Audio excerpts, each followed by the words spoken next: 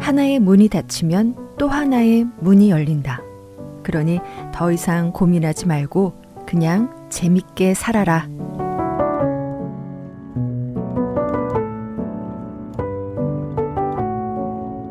서른 살이 심리학에게 묻다를 비롯해서 여러 책들로 베스트셀러 작가가 된 정신분석 전문의 김혜남.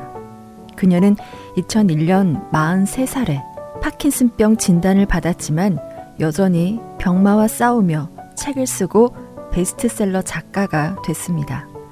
그녀는 병마와 싸우고 죽을 고비를 넘기면서 자신의 곁을 지켜주는 사람들을 다시 보게 됐고 절대 놓쳐서는 안 될 인생의 소중한 것들이 무엇인지 돌아보게 되면서 만일 내가 인생을 다시 산다면을 썼다고 해요. 그리고 스스로에게 이렇게 물었습니다. 만일 내가 다시 마흔으로 돌아간다면 마흔의 나에게 뭐라고 말해줄까?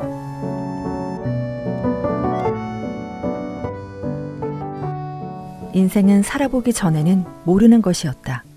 사람들은 자기가 원하는 것은 꼭 이뤄져야 한다고 생각한다. 그래서 다른 길이 있을 수도 있는데 원하는 게 이루어지지 않았다는 이유만으로 실패했다고 단정짓는다.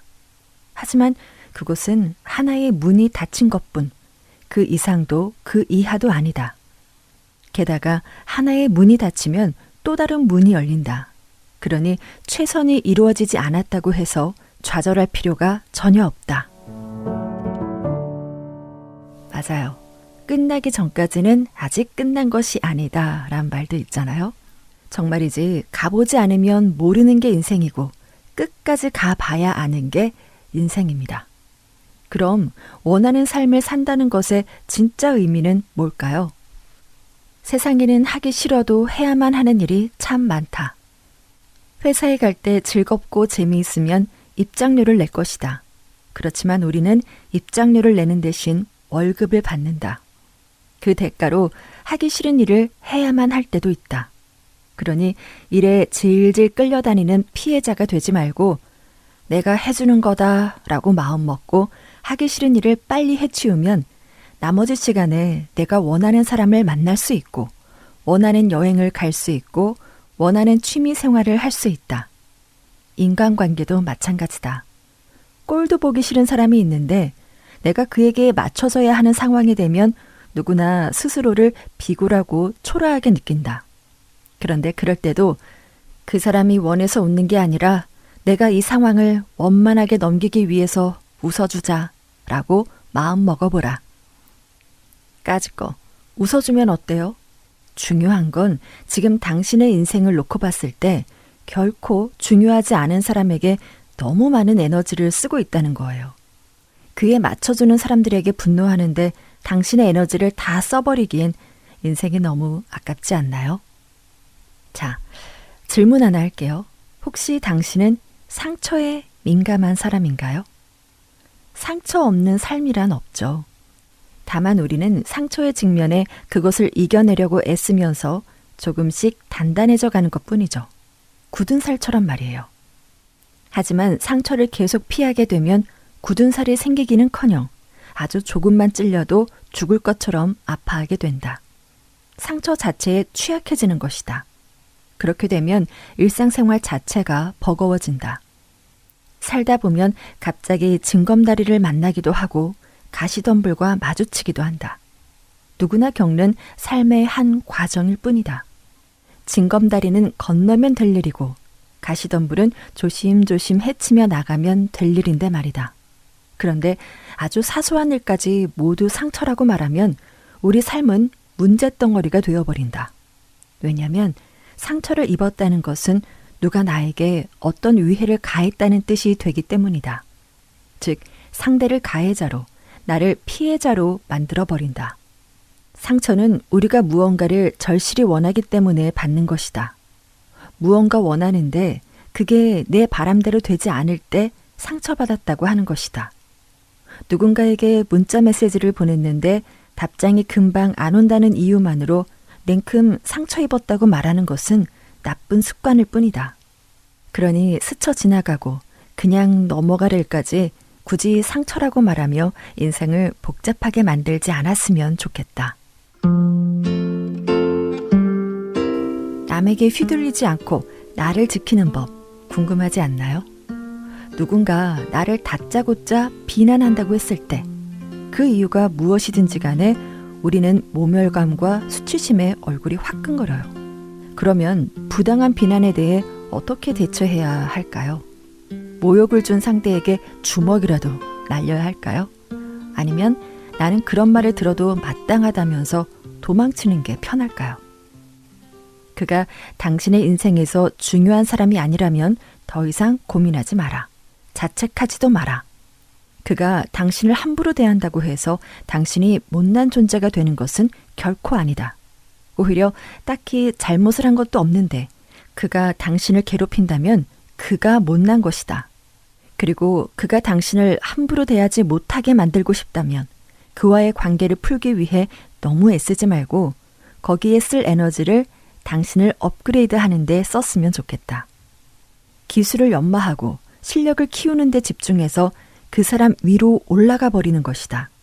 그러면 그는 설령 뒷담화를 할지언정 앞에서 대놓고 당신을 함부로 대하지는 못할 것이다. 게다가 어떤 이유로든 당신 자신의 실력을 키우는 데 집중하면 그것이야말로 당신을 지켜줄 든든한 버팀목이 되어줄 것이다.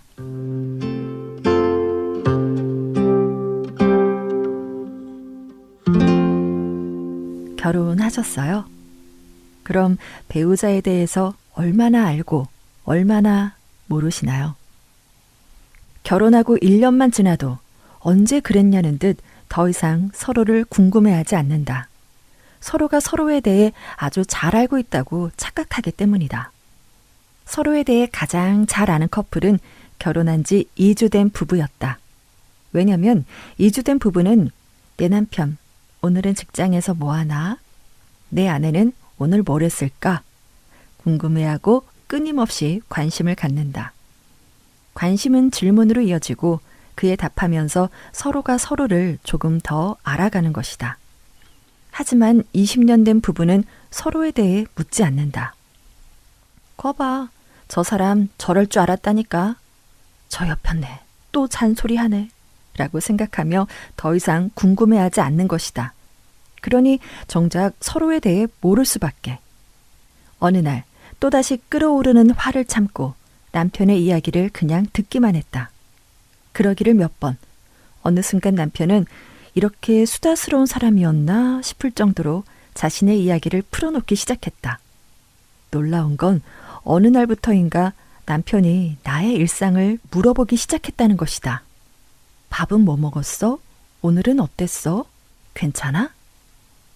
아무리 사랑해도 말하지 않으면 모른다. 그러니 상대방에게 나에 대해 자꾸 알려줘야 한다. 하고 싶은 말을 차곡차곡 쌓아두는 대신 그 말을 밖으로 꺼내야 한다. 어제와 다른 나에 대해 이야기해야 한다. 그래야 그 사람이 나에 대해 알게 된다.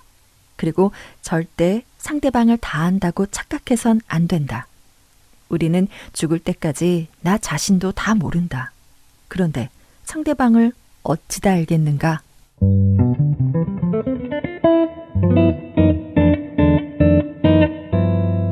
혹시 존버라는 뜻 아세요? 존땡 플러스 버티다의 합성어의 줄임말로 엄청 힘든 과정을 거치는 중이거나 참고 있는 상황을 말하죠. 때론 굴욕적이기도 하고 대체 왜 이렇게까지 살아야 하는지 모르겠다 이런 생각도 들죠. 하지만 버틴다는 것은 그저 말없이 순종만 하는 수동적인 상태를 이야기하는 게 아니다. 버틴다는 것은 내적으로는 들끓어오르는 분노나 모멸감, 부당함 등을 다스릴 수 있어야 하고 외부에서 주어진 기대 행동에 나를 맞추면서도 나 자신을 잃지 않아야 하는 매우 역동적이면서도 힘든 과정이다. 그래서 버틴다는 것은 기다림이라 할 수 있다. 미래를 위해 현재를 참아내는 것이고 다음 단계로 나아가기 위해 오늘 부단한 노력을 하는 것이다. 결국 살아남는 법을 익히게 되는 것이다. 그러므로 버티어 살아남는 법을 배운다는 것은 어느 누구도 폄하할 수 없는 피땀 어린 노력의 결실이다. 그래서 정말 버티다 보면 좋은 날이 오느냐고, 언제까지 이렇게 버텨야 하느냐고 울부짖는 사람들에게 말해주고 싶다. 버티는 것이 답답하고 힘들겠지만 버티다 보면 어떻게든 앞으로 나아가게 되어 있다고. 그러니 자신과의 싸움에서 지치지 말라고 말이다. 버티고 버티다 보면 언젠간 좋은 날이 반드시 올 거예요.